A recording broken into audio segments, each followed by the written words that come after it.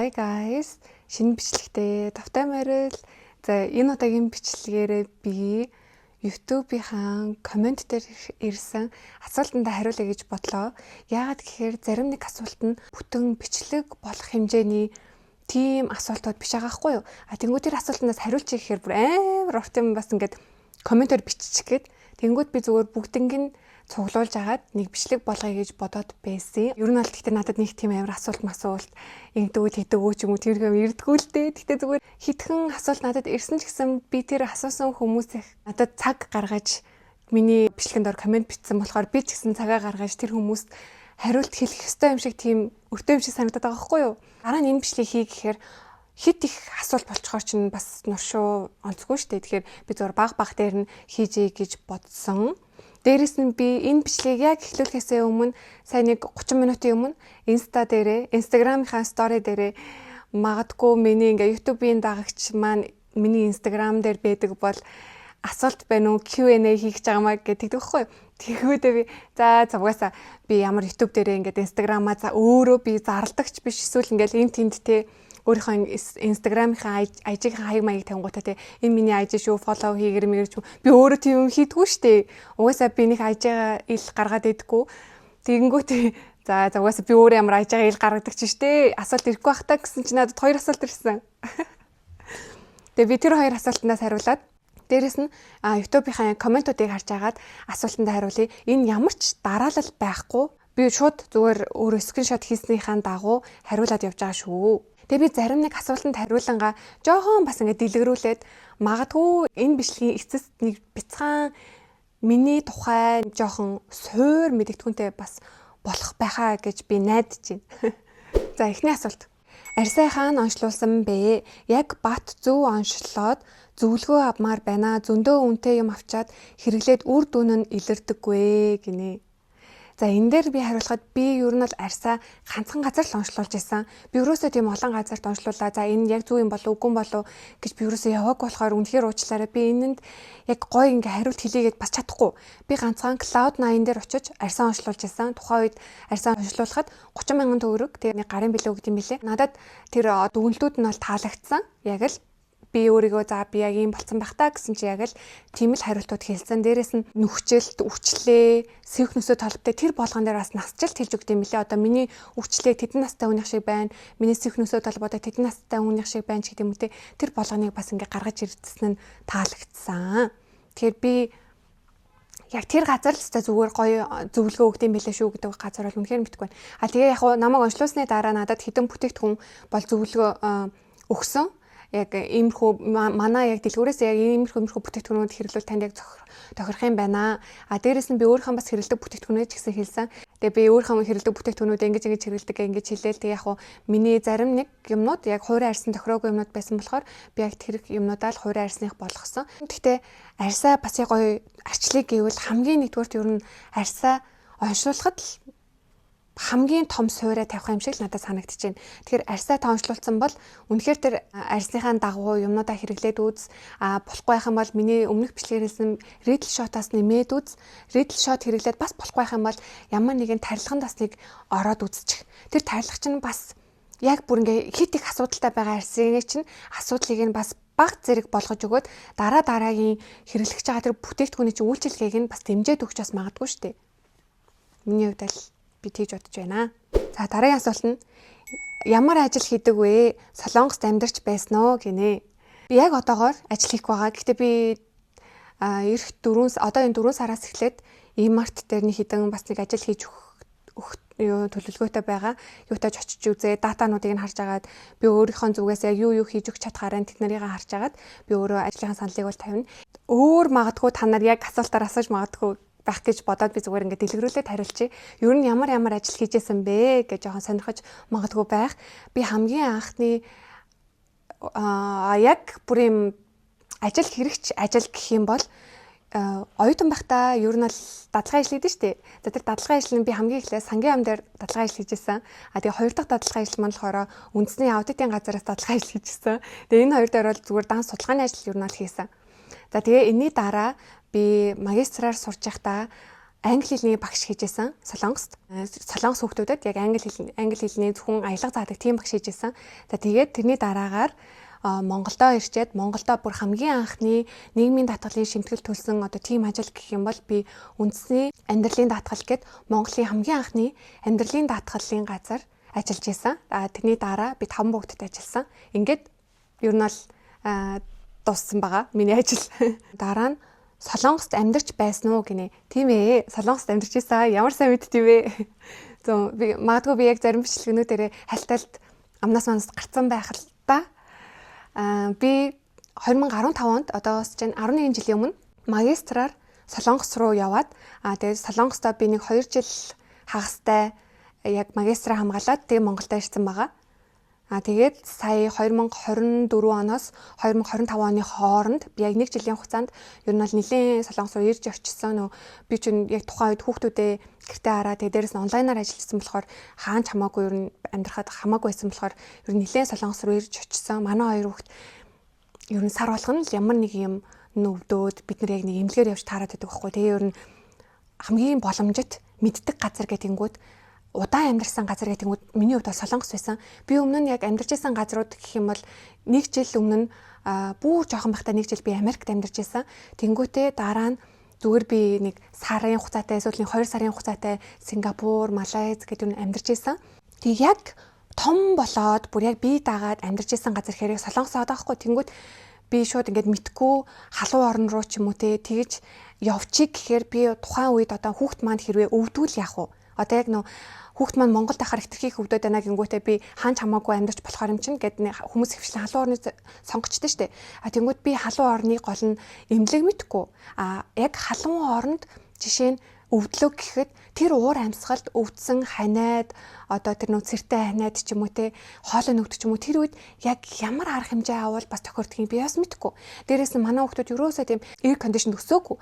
Тэгэхээр ингээд яг удаан бүр 1 жилчингээ ингээ ирж очиж амьдрыг гэтэнгүүд жоохон нэг тийм надад харангуй санагдаад тэгээ би ер нь бол манай хүн бит хоёр Солонгос гэж бодоод яг тухайн 1 жилд манай хүн бас ажилласаа урт хугацааны чөлөө аваад би болохоор угаасаа онлайнаар ажиллаж байсан. Тэгээ бит хоёр Солонгос руу нэлээд ирж очсон. Тэгээ нэлээд ирж очиж угаасаа солонгосын хэл чинь амар хатуу штэ. Тэгээ бүр сүүл рүүгээ солонгосын хэл дээр амар олон асуулт надаас асуудаг байсан. Одоо за эхний бүр ингээд асуудаг асуулт нэх юм бол би ер нь бол 2 жил хагастай Солонгост магистраар сурч исэн мөртлөө би солонгос хэл мэддэг байхгүй юу.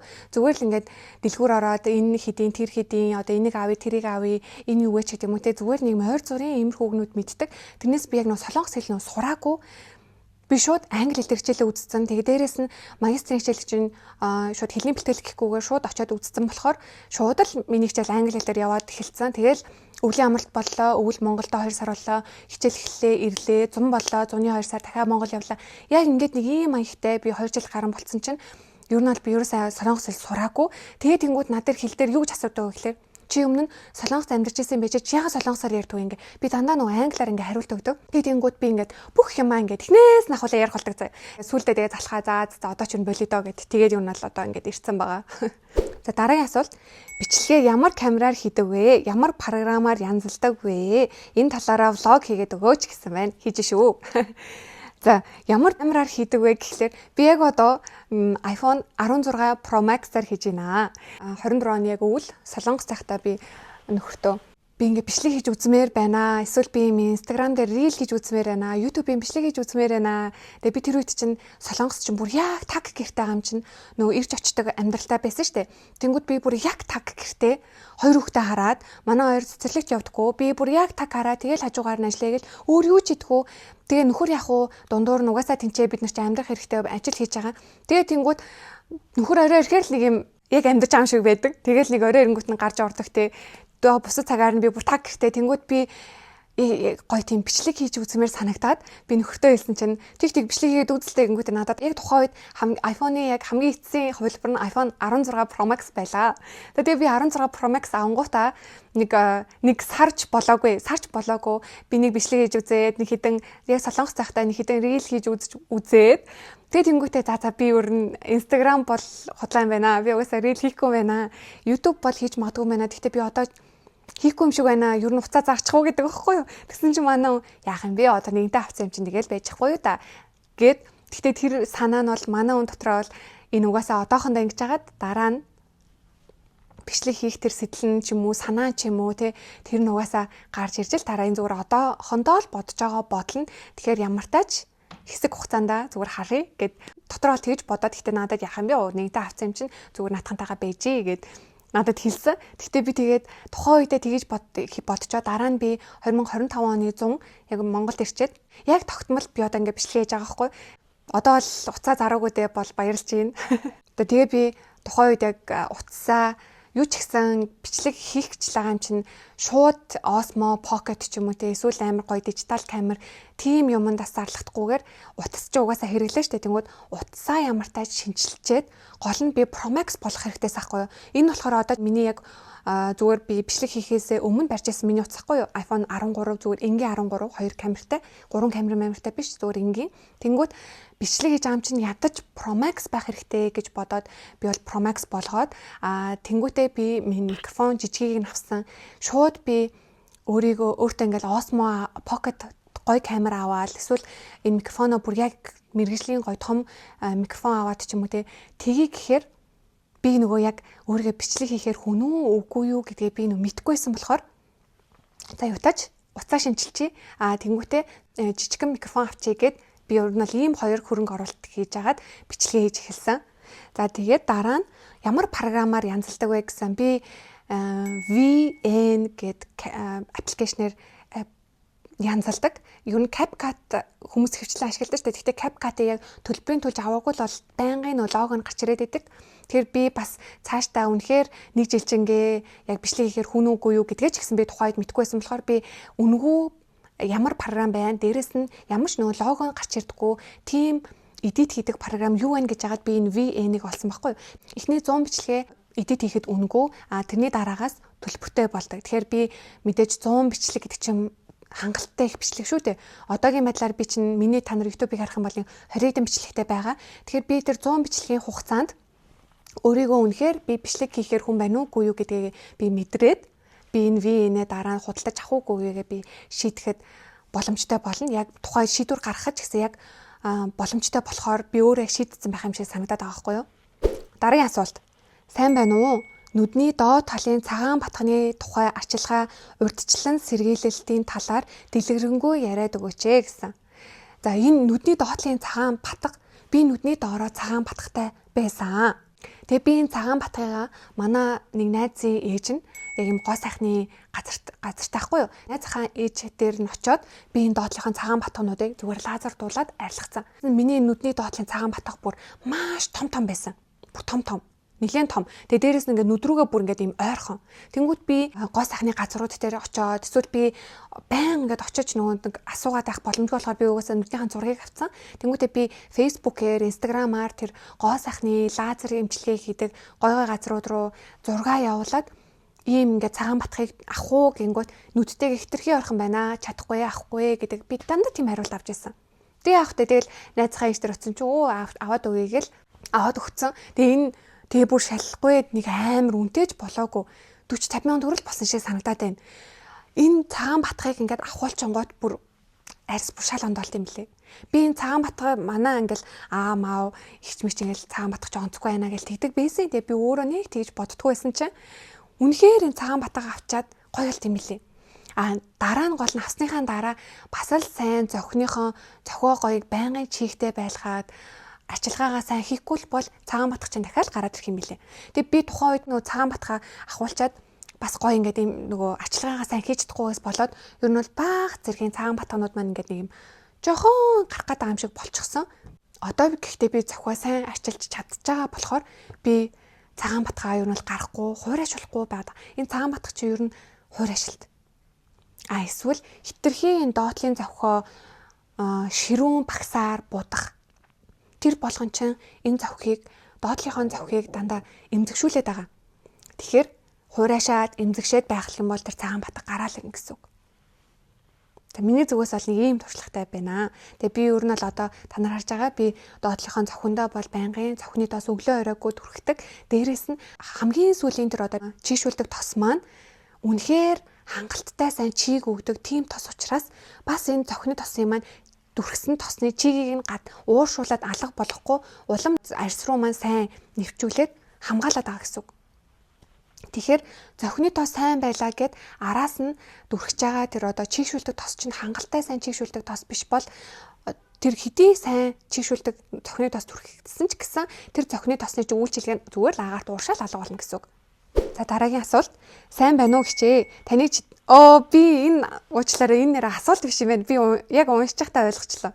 Би энэ комментиг уншаад миний дотроос ерөөсөө гардггүй коммент ахгүй. Дээрэс нь энэ хүн үнэхээр бас миний бичлэгнүүдийн доор байн коммент харагдчихэдэг хүн. Би энэ зүгээр л гоё уншиж өгмөр санагдаад би тэгээ зүгээр энийг ингээд уншаад өгчээ заяа. Энэ коммент болохоор миний 1000 subscribersтай болмоор байна гэдэг бичлэгний доор бичсэн коммент хгүй юу. За сайн байна уу гэчээ. Таныг дэмждэг шүү. Надад та яг миний их чиг санагддаг. Ээж төрснийхөө дараа удаан гоо сайхандаа анхаарч чадахгүй сэтгэлээр унаад байхаар нь бичлэг үзээд хэрэгтэй зүйлийг нь бэлэглэхгээ судлаж байхад та их тус болсон гин ямар хөрх юм бэ ээжтэй голон үзчихсэн юм байна шүү дээ. Бичлэгээ улам их хийгээрээ амжилт зүрх таньдаг бүх хүндээ хэлчихсэн зүрх 1000 саб бэлгэлнэ хүлээж агаарэ. Энэ бүр сүүлийн үг нь амар хөргөн санагдчихсан надаа. Би 1000 саб бэлгэлнэ та зүгээр хүлээж агаарэ гэд намайг үнэхээр ингээд танихгүй мөртлөө ингэж их сэтгэлээр хайрладаг тийм хүмүүс байгаад би бүр үнэхээр их баярлсан. Энээс гадна өөр зөндөө гой комментууд яг энэ бичлэгийн доор ирсэн. Бүр үнэхээр гой коммент. Би бүр хичээд ингээд чих маань бүр халуун шатаад амар хэцүүсэн. За дараагийн асуулт. Сайн уу? Azelaic acid, niacinamide хоёрыг хооронд нь хэдэн хоногийн зөрүүтэй хэрэглэвэл зүгээр бол би Azelaic acid-а 4-5 хоногтой хэрэглээд байгаа niacinamide-а хизээ хэрэглэхээ мэдтгвэ гинэ.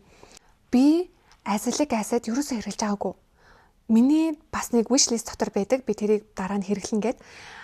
Тэгтээ миний олж мэдснээр уншснаар бол Azelaic acid, niacinamide хоёрыг хоёуланг нь ер нь өдөр болгон хэрэглэж болно гэдэг. Би тийм юм уншсан. Azelaic acid ч юм бол ерөнхийдөө арьсыг маш гоё юм тайвшруулад, улаалтыг дараад, чийшүүлээд бас нэг тийм гайхалтай үйлчлэг үзүүлээд байгаа шүү дээ. Одоо синтилагаас баг надад тавилан юм шиг санагдсан хүмүүсийн тэр яриа бичлэгнээс бол. Тэгэхээр тайвшруулж гинэ л гэдэг чинь арьсанд гоё тийм ээлтэй байгаа зү. Azelaic acid-аг бол өдөр болгон хэрэглэж болно. Niacinamide ч гэсэн өдөр болгон хэрэглэж болно. Яг энэ хоёрыг хамт оройдоо хэрэглэж байгаа бол магадгүй 2 хоноод нэгийг нь хэрэглээд 2 хоноод нэгийг нь хэрэглэх юм эсвэл нэгийг нь хэрэглээд маргааш нөөрийг хэрэглээд эсвэл 2 хоногтой нэгийг нь хэрэглээд дараагийн 2 өдөртөө дахиад нэгийг нь хэрэглээд нөгөө 2 өдөртөө гэдэг ингээ ээлжилт 2 хоногоор эсвэл ээлжиж бас хэрэглэж болох юм. За дараагийн асуулт. Ваа. Гоё үздэг суваг нэгээр нэмэгдлээ. Айгуу сонирхолтой байлаа. Бас бүр скинкер хиймээр санагдаж байна. Би скин барьер алдагдсан эмзэг хуурай арьстай өөрөөс чинь ялгаатай нь гэвэл батганы сорив ихтэй арьстай байна. Ер нь яг хэрэглэж байгаа бүтээгдэхүүнүүдийг чинь авч хэрэглээд үзвэл найрлага үйлчилгээнд тохирох юм шиг санагдлаа. Хаанаас ихэвчлэн авдаг вэ?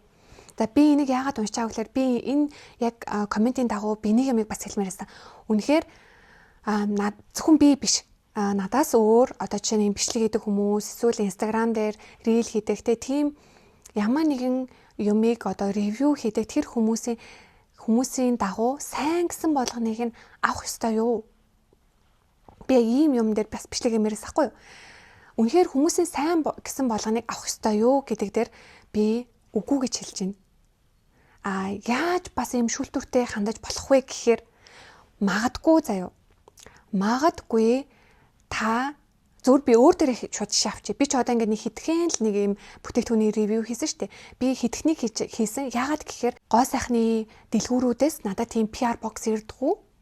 Зүгээр энэ бүтээгдэхүүнийг та хэрэглээд сэтгэлээ илэрээ ч юм уу те надад тийм үнэгүй бэлэг ирдэггүй. Тэгэхээр би зөвхөн өөрийнхөө яг хэрэглэж байгаа бүтээгдэхүүнийхаа л танарт сэтгэлээ ярьдаг.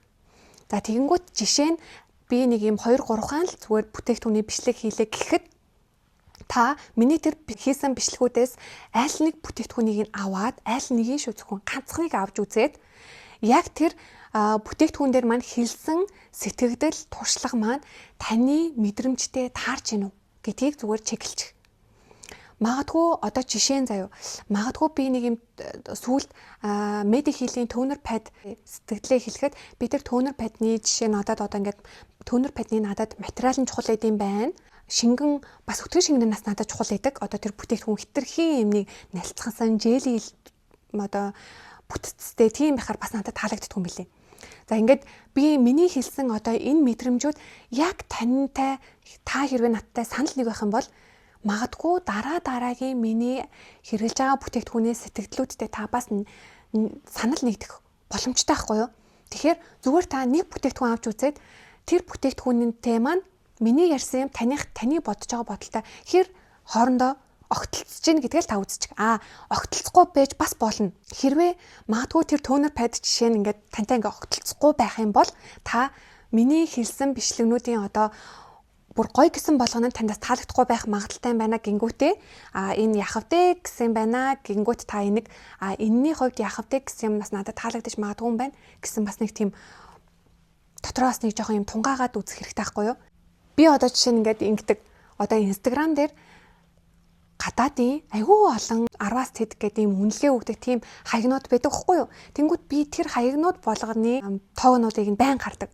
Тэнгүүд би тэр тоонууд дотроос миний яг хэрэгжилсэн бүтээгдэхүүн байх юм бол би тэр бүтээгдэхүүн дээр миний хувьд тэр бүтээгдэхүүн 10-аас хэд байх боломжтой билээ гэдэг би өөрөө бодонгуудаа тэрнийхийг хараад минийхтэй санал нэгдчих юм бол тэгвэл бусад үнэлгээнүүд нь ч гэсэн надад ер нь адилхан байх юм байна гэж үзээд би ревюгийг нь хүлээж авдаг гэсэн үг. Одоо жишээ нь миний дээр одоо хэрэглэсэн Anuaгийн toner pad, Anuaгийн serum ч юм уу те эсвэл skin barrier дэмждэг гэдэг байгаа тэр чийшүүлдэг тосмоос гээд би тэр тоснуудыг л тэр Instagram-аас хайчдаг гэсэн.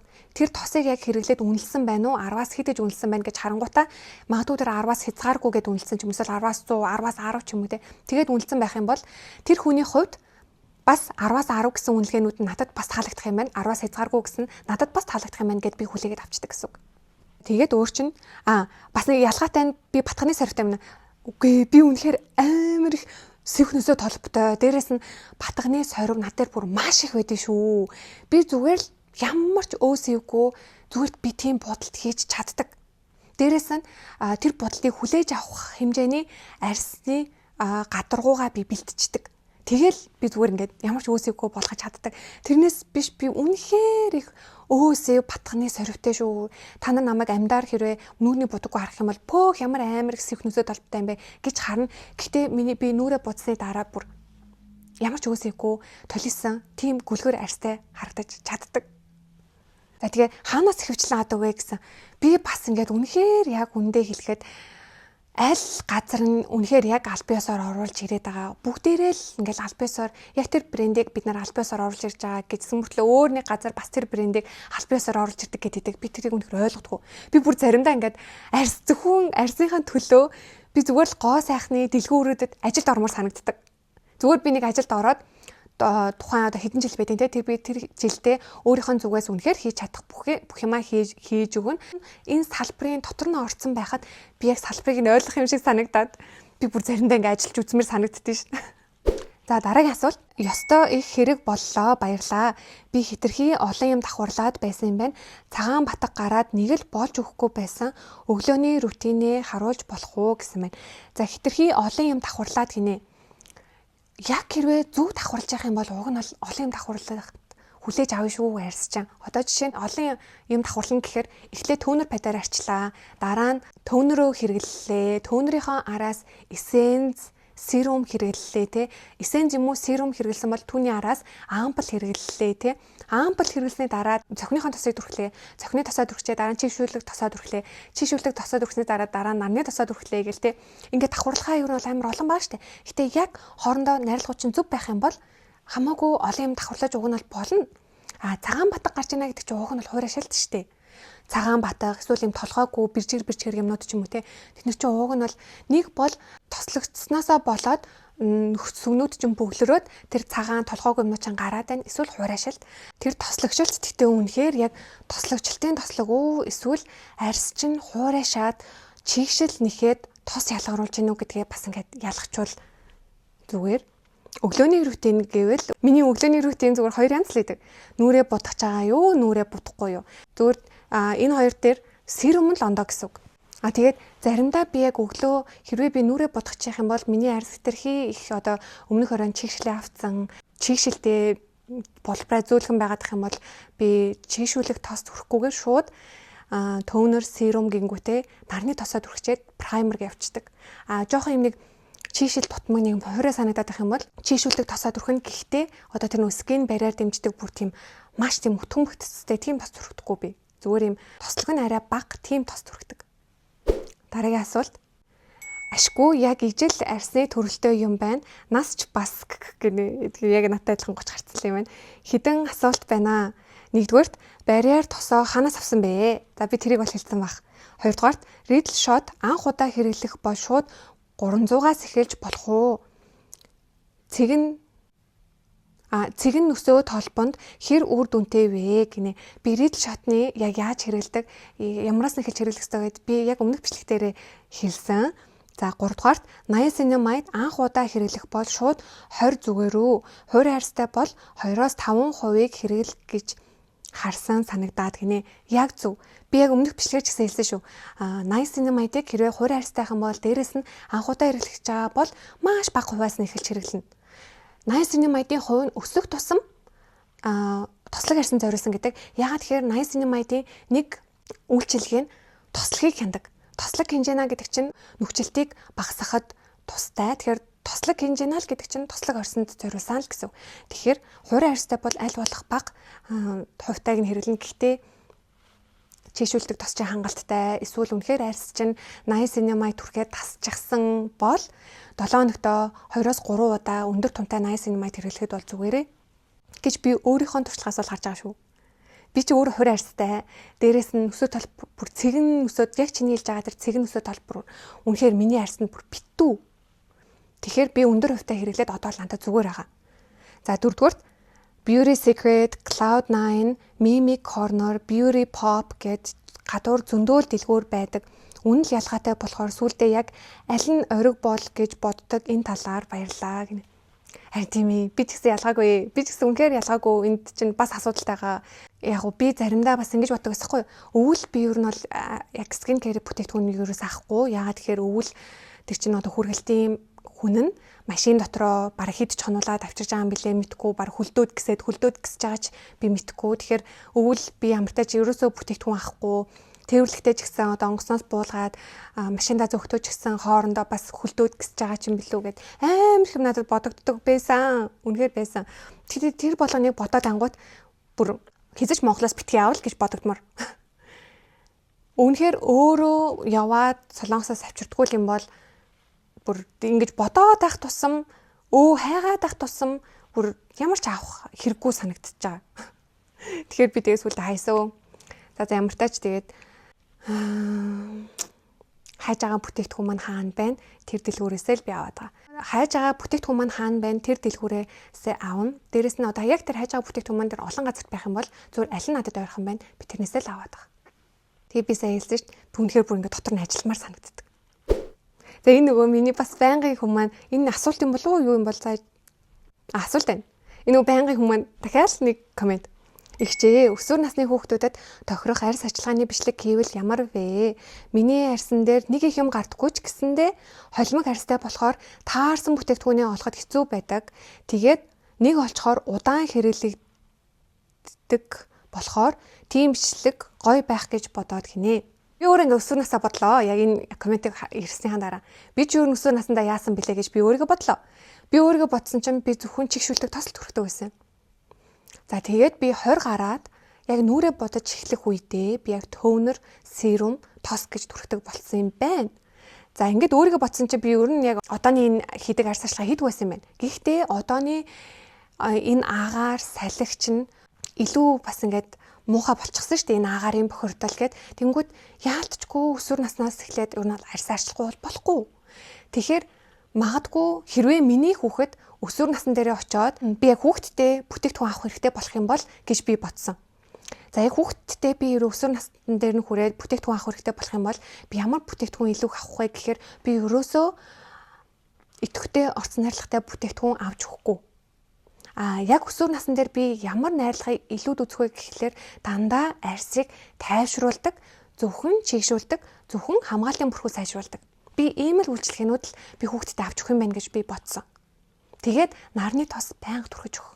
Нарны тос түрхсэн бол орой байнгын тэрийг ойлон цэвэрлэгчээр юм уу мицеллэр усаар хүнч ингэж цэвэрлүүлчихэд араас нь байнгын зөөлхөн хөөсөн угаагчаар угаах. Ерөөсөө тийм одоо батганы эсрэг, нөсөө толбны эсрэг ч юм уу би тийм хөөсөн цэвэрлэгчээр ерөөсөө угаалахгүй зөвхөн арсыг нь чийгшүүлдэг, балансыг нь тэнцвэржүүлэх маш зөөлхөн тийм угаагчаар угаалгана. Яа тэгэхээр тэр арсны яг үндсэн хамгаалтыг нь би ерөөсөө алдагдуулахыг хүсэхгүй байна. Байнгын л арсны гоё юм тайвшраад галерны одоо тайвшруулахаар синтилатай юм уу эсвэл нөө яг чийшүүлэхээр галерны хүчтэй эсвэл хамгаалтын бүрхүүлэх юм бол серамайдтай би зөвхөн ийм л 3 найрлага дээр л анхаарал өгөх юм байна гэж бодсон. Яг тэр хүүхд маань хэрвээ сэвгтэж явах юм бол нөсөө толгойтой байх юм бол тэр ерөөсөө хамаагүй би зөвхөн арсных нь хамгаалтыг нь бүрхүүлийг нь алдагдуулахгүй байж байгаад 20 гаргая л гэсэн би тийм бодол төрсөн надад. За дараагийн асуулт.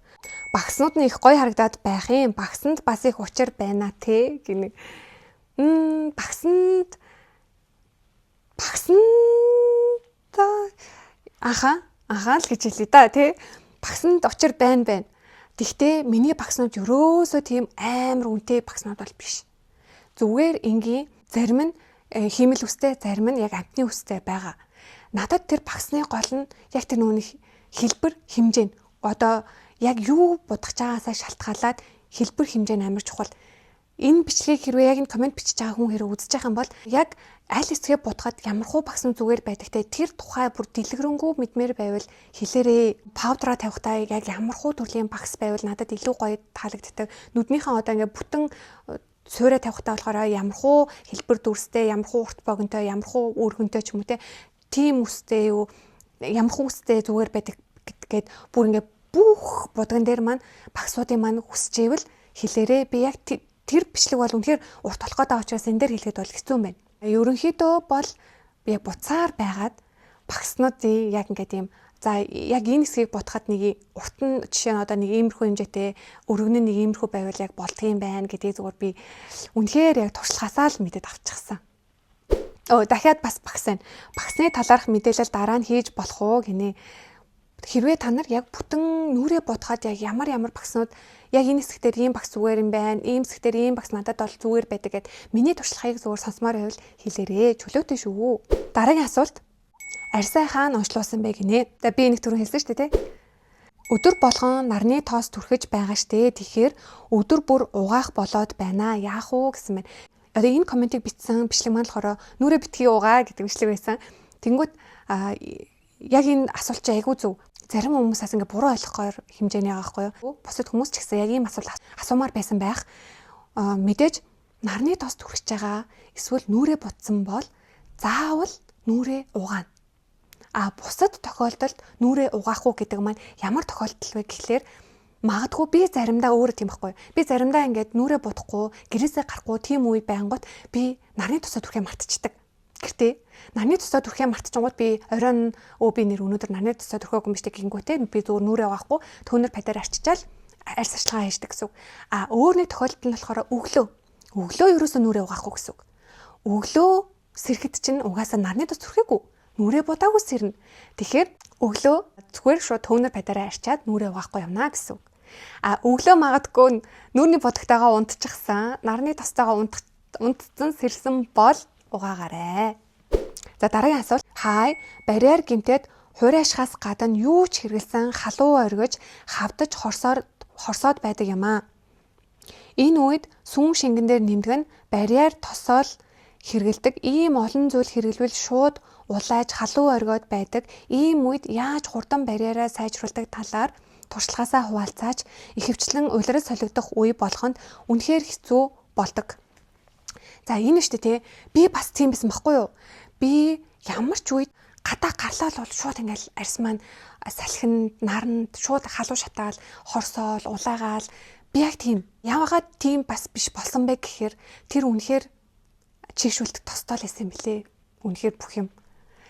Одоо миний хэрэгжилж байгаа тэр төнөр үнэхээр миний барьаар алдагдсан байх юм бол би төнөрөө хүртэл яг барьаар дэмждэг төнөр, серум маань хүртэл яг барьаар дэмждэг серум хамгийн сүүлд тэр чийгшүүлдэг тосоо бүр үнэхээр сайн чийшүүлдэг, барьяар дэмждэг тэр тосоо түрхэхэд нарны тосоо түрхэхэд минийх ерөөсөө тэгж халуу өргөөд, халуу шатаад, хорсоод, улайгаад тэхгүй байгаа.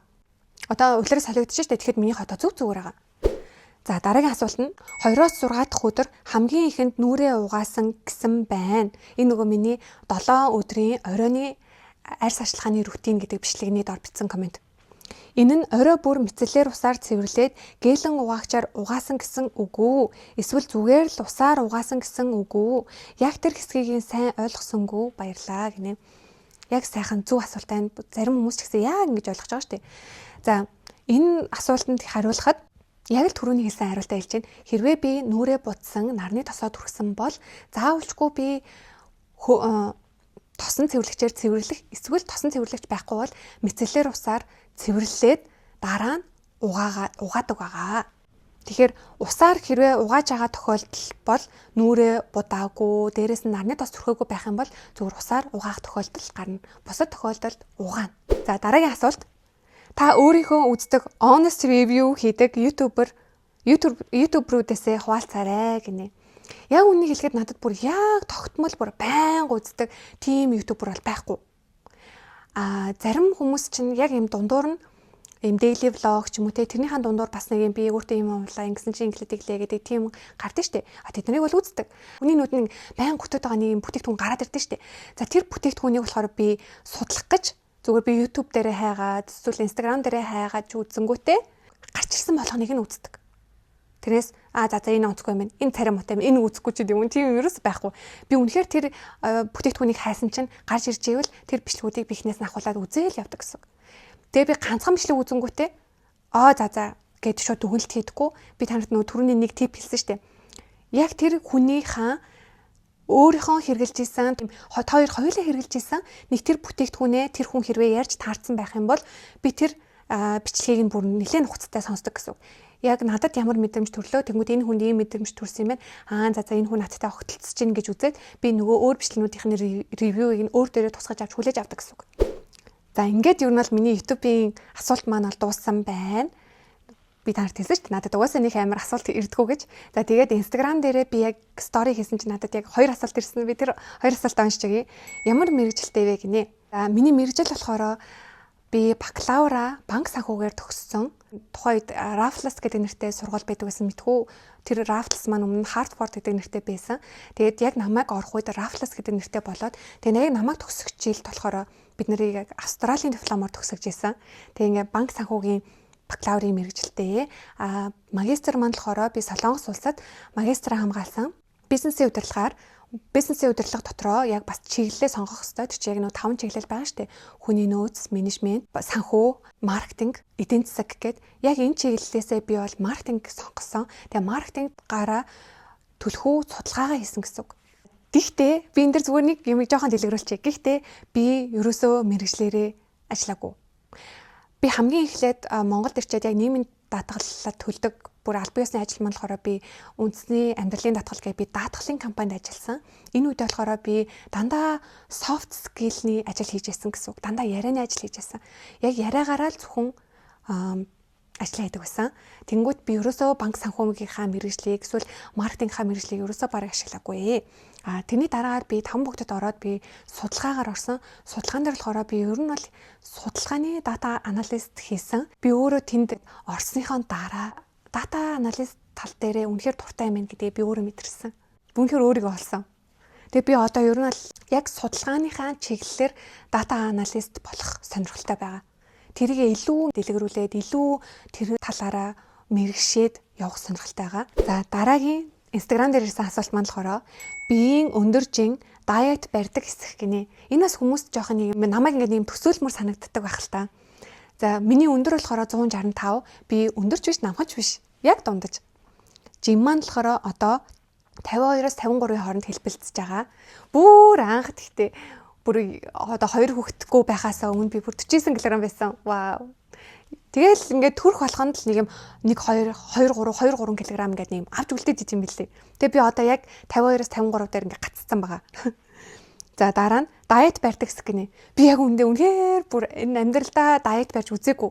би яг одоогийн энэ байгаа чиндээ үнэхээр сэтгэл хангалуун байдаг. Би бүр амар хит турхааж биш, бүр хит одоо жингийн илүүдэлтэй ч харагддаггүй. Яг бүр юм гоё боломжийн надад санагддаг. Надад өөрт маань. Тэнгүүтээ яг ийм байхдаа би ингээд дайет барьдаг уу гэвэл би үгүй. Гэхдээ яг ямар юм хийдэг вэ гэхээр зарим тохиолдолд чинь бид нар чинь ингээ ийм их эдсэн өдөр байдаг шүү дээ. Яалтчгүй ингээл өглөөч хоол идэл, өдөрч хоол идэл, оройч нэг юм гарч ороод, тэнгуүтээ гарч орсон бол ингээл хоол идэл, тэгэл за бүр шүнжэнгээ явсан бол шөнө нь хүртэл бүр дахиад нэг хоол идэл те. Тэгвэл амар их хоол идсэн нэг өдөр дугасаад биднэрт нэг юм тохиолддог шүү дээ. За тэр өдөр нь би зүгээр хамаагүй би иддгээрээ иддэг, зүгээр хүснээрээ иддэг. Тэнгуүтээ би маргааш нь л арай одоо идэх хэмжээгээ л багасгачдаг гэсэн үг. Өглөөнийхэн цагаа бол уулаа, өдрийнхөө хоолоо бол иддгээрээ идэнэ. Идэхдээ зүгээр хэмжээг нь арай бага идчихдэг л гэсэн үг. Тэнгүүтээ үдээс хойш болохоор ингээл чихэр жимс тараг энтер уудэн штэ. Яг ингээд хоолноос хоолны хооронд би хоолноос хоолны хооронд бас байнга юм иддэг. Өглөө хоол идлээ.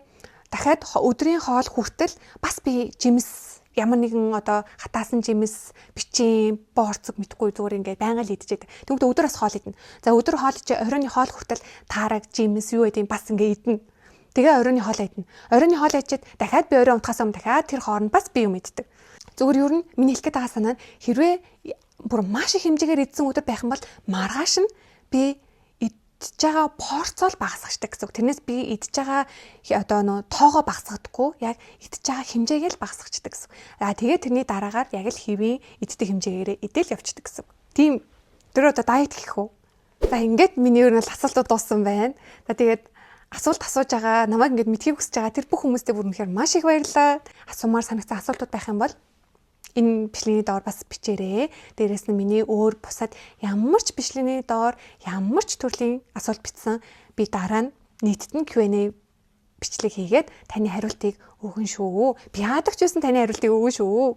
За тэгээ бичлэгтэй минь хамт байсан танд баярлалаа. Тэгээ дараагийн бичлэг хүртэл түгээр баяртай.